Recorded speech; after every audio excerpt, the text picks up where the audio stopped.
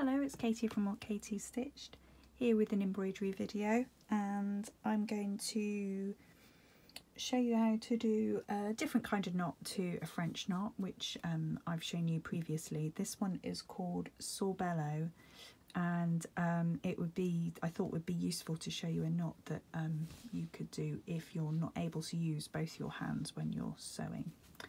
So I've drawn 4 dots onto my fabric. It's important that if the top left is A and then the second one is B, that C and then D are directly below A and B.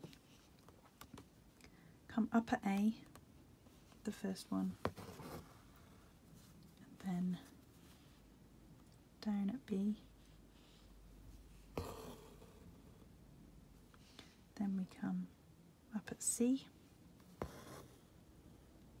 and now we're going to go underneath the threads and come up and loop the fabric around to the left.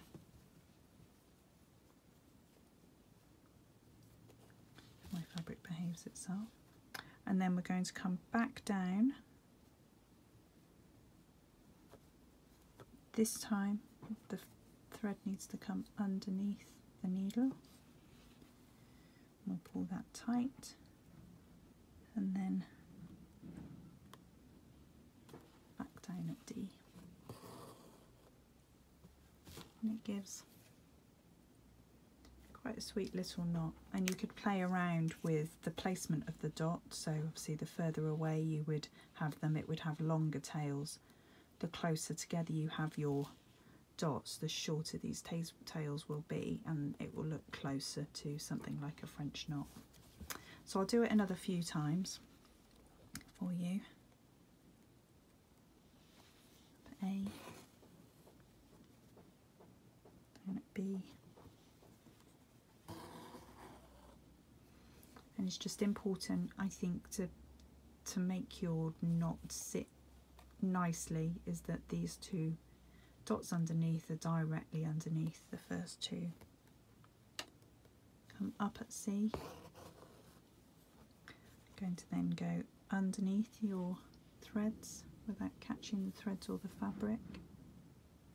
Come round, keeping your threads on the left, and then we're going to come down through the same loop. This time making sure that the thread is underneath the needle, and pull tight, and then back down at D. I think it makes a nice little knot. Up at A,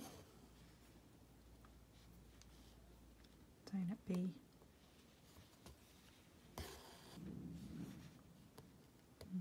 back up at C,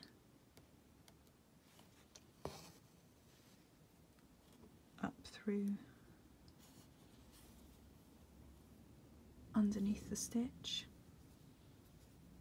keeping your threads, my thread's all twisty, you can try and keep your threads to the left, then cut back down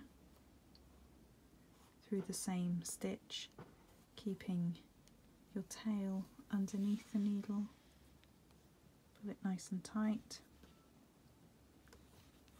and down at D. Show you one more time. Up at A, down at B, up at C,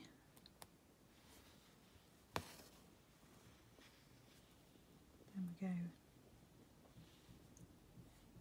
underneath the stitch and come up, keep the threads to the left,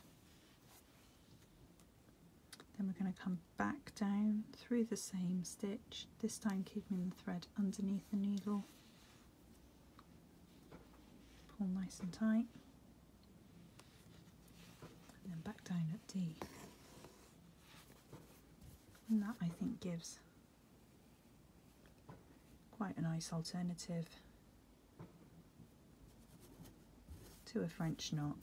As I said, the closer together you put your dots, your A, B, C and D, the smaller the tails will be and the closer it will be to looking something like a French knot. Hope you found that video useful. Thank you for watching. Bye bye.